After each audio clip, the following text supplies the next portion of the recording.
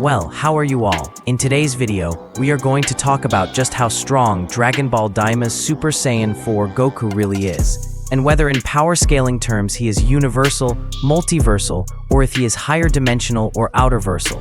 We will also talk about that. That's why this video is going to be very short, so stay till the end of the video. So when there was no new content coming from Dragon Ball anime, suddenly Dragon Ball Daima was launched, which was literally a very overpowered anime, like every Dragon Ball series. Its last 3 episodes literally broke the internet. In this anime, we also get to see Kid Goku, just like in Dragon Ball OG. But at the end of this series, something happens that no Dragon Ball fan could have even imagined. Yes, in the last few episodes of Dragon Ball Daima, Goku officially unlocks the Super Saiyan 4 form in the main timeline. And these were the very episodes that literally broke the internet. So you could even call this feat a Gokuversal feat, because this is a feat that only Goku could perform in the entire anime. Right. Anyway, now let's take the topic a bit more seriously and talk about the power scaling of the main timeline's Super Saiyan 4 form. So, we already know that the events of Dragon Ball Daima officially take place after Dragon Ball Z. I hope I don't need to explain this any further. Well, in Dragon Ball Z, there was a very powerful opponent whose name was Kid Buu.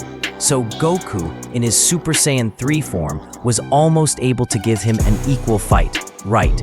But to defeat Goma, the Super Saiyan 3 form literally failed.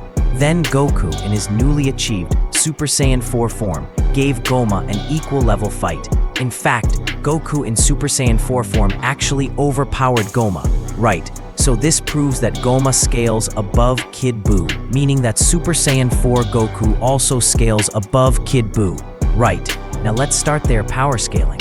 So if we go back to the events of Dragon Ball Z's Buu Saga, there Mr. Satan says that this is the end of the other world and this world. So this statement scales Kid Buu to otherworld level. And if you try to say that Mr. Satan has no knowledge of these things, and that this statement was given just emotionally, blah blah blah. But if you have actually read Dragon Ball Z's manga carefully, you would already know that to defeat Kid Buu, the spirit bomb that was used also contained the power, meaning chi, of the other world, aka afterlife, which proves that from the Buu Saga itself, Dragon Ball characters were at the level of being able to destroy the other world, aka afterlife. And I have shown very few statements here. If you watch my last few videos, you will find even more scans about this.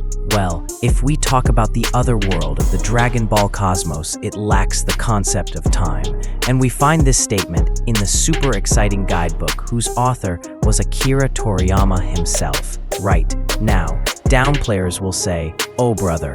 So, from this statement, the afterlife, aka otherworld, is zero-dimensional. So brother, the afterlife not only lacks the concept of time, but also transcends it on a qualitatively superior level because it cannot even be perceived from the living world. And these statements about the afterlife are backed up by the anime as well, where the afterlife and other higher realms are also called atemporal. And yes, as much as people try to debunk or prove that time exists in the other world, I have already rebunked all that in my How Strong is Super Saiyan God video, which you can also find in the end screen.